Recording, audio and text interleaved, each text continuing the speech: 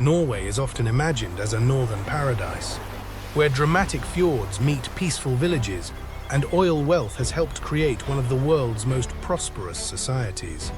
But beyond this perfect image lies a deeper contradiction. The same landscape that made Norway beautiful also isolated its people. The same oil that secured its future now threatens the climate it promises to protect. And as remote communities slowly disappear, Norway faces an uncomfortable question. How long can a nation preserve the way of life that made it extraordinary?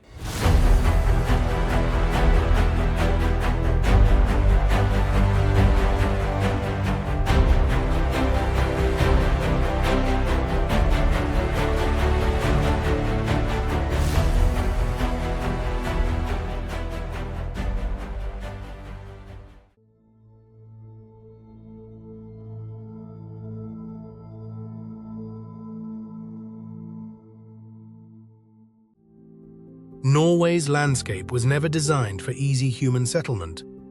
Mountains divide the country, deep fjords cut through the coastline, and thousands of islands scatter communities across the cold northern sea. For centuries, traveling to a neighboring village could mean crossing water, climbing dangerous passes, or waiting for winter storms to end. This geography created isolation, but it also taught Norwegians that survival depended on cooperation. Fishermen trusted one another at sea.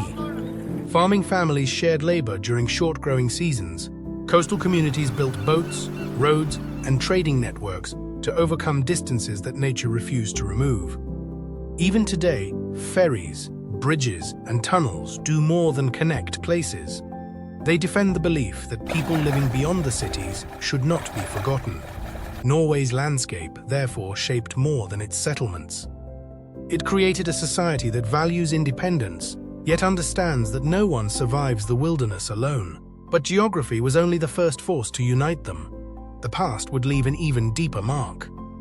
Norway's landscape taught its people how to endure isolation, but history would determine what they chose to become.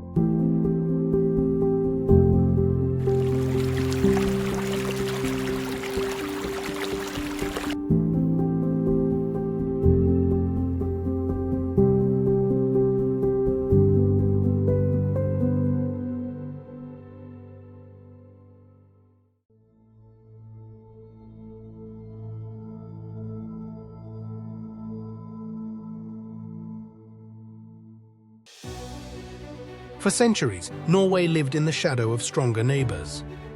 It was ruled from Denmark, transferred into a union with Sweden, and only became fully independent in 1905. These experiences left Norwegians with a lasting determination to protect their sovereignty, language, and local identity. That instinct deepened during the Second World War, when Nazi Germany occupied the country for 5 years.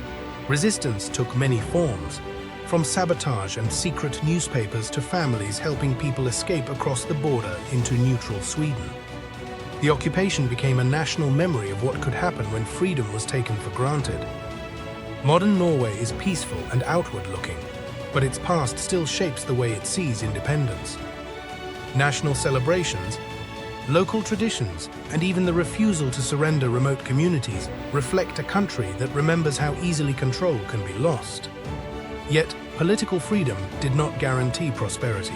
Norway still had to discover how people could build secure lives in a land that remained cold, scattered, and unforgiving. If you believe freedom becomes more valuable when a nation remembers how easily it can be lost, comment 1 below and subscribe to Hidden Worlds. Norway had secured its independence, but its next struggle was learning how to turn isolation and hardship into one of the world's most secure societies.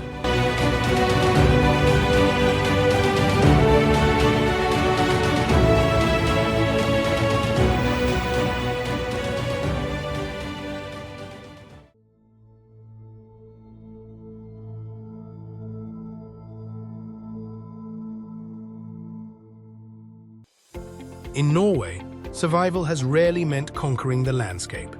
It has meant learning how to stay connected across it. Along the fractured coast, ferries carry nurses, students, workers, and groceries between communities that roads cannot easily reach. Beneath mountains and fjords, Tunnels shorten journeys once ruled by weather and daylight. The sea provides livelihoods through fishing and aquaculture, while offshore oil transformed a modest economy. Yet Norway made an unusual choice. Instead of spending that wealth immediately, it invested much of it for future generations. Resilience here is not simply individual toughness. It is a shared system. Transport, public services, local knowledge, and the belief that remote lives should not become forgotten lives. But even these systems are being tested as young people leave small settlements, and a changing climate alters the waters that sustained them. Survival explains how Norwegians remain in these distant places. It does not explain why they choose to belong there. For that, we must enter the rituals of everyday life. Survival explains how Norwegians remain in these distant places, but the rituals of everyday life will reveal why they still choose to belong there.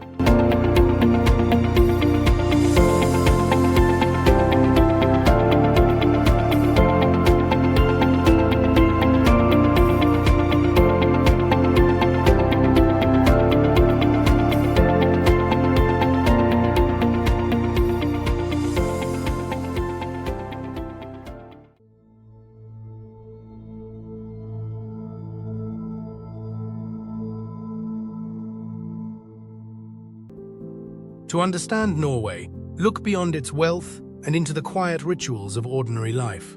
Many Norwegians escape cities for simple wooden cabins, where comfort means firewood, shared meals, and silence rather than luxury. This connection to nature is expressed through friluftsliv, the belief that spending time outdoors is essential to a meaningful life. Children learn to ski early. Families walk in forests regardless of the weather, and public access rights allow people to explore much of the countryside freely. Yet Norwegian identity is not built on solitude alone. Through the tradition of dugnad, neighbors volunteer together to repair shared spaces, organize local events, or help their community. Independence and cooperation exist side by side.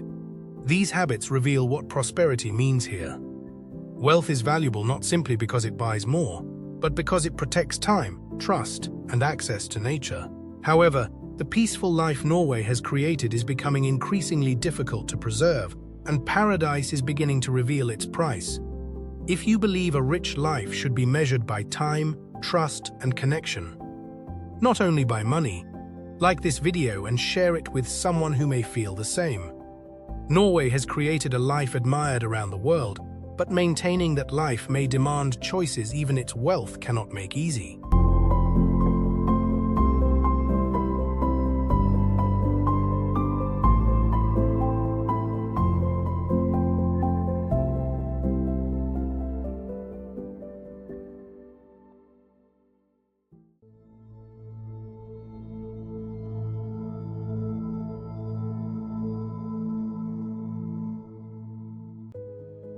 Norway's prosperity protected remote communities, but it could not stop many of them from shrinking. Young people often leave fishing villages for education and opportunity in larger cities. Schools lose pupils, local businesses close, and homes that once sheltered families become seasonal cabins. At the same time, the industry that financed Norway's security has created its greatest contradiction. Oil and gas helped fund public services, infrastructure, and national savings. Yet their continued extraction sits uneasily beside Norway's ambition to become a leader in environmental responsibility. The pressure is already visible in the north. Warmer waters affect marine ecosystems, changing weather challenges traditional livelihoods, and new development creates tension over land used by indigenous Sami reindeer herders. Norway's problem is not that its model has failed. It is that success has created difficult choices between cities and villages, energy and climate, national wealth and local continuity. The country can afford many solutions, but it cannot preserve everything unchanged. So what is Norway truly willing to sacrifice? Norway has enough wealth to shape its future, but money cannot decide which parts of its past deserve to survive.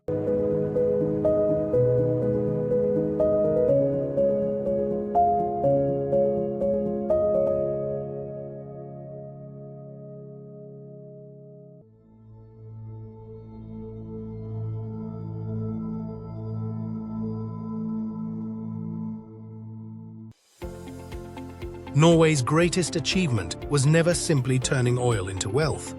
It was transforming isolation into connection, hardship into cooperation, and natural resources into security shared across generations. But the paradise built on this success now faces its defining choice. Norway can continue extracting the energy that financed its prosperity, or move faster toward a future less dependent on it. It can allow distant villages to become memories, or invest in keeping communities alive beyond the cities. It can develop the North, but only by deciding whose land, traditions, and future must be protected. The landscape will remain magnificent. Yet fjords and mountains alone were never what made Norway extraordinary.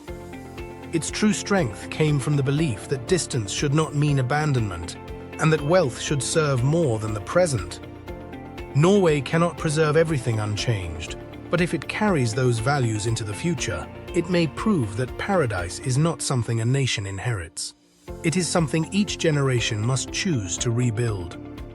Subscribe to Hidden Worlds as we continue exploring the hidden stories, difficult choices, and extraordinary people shaping our world.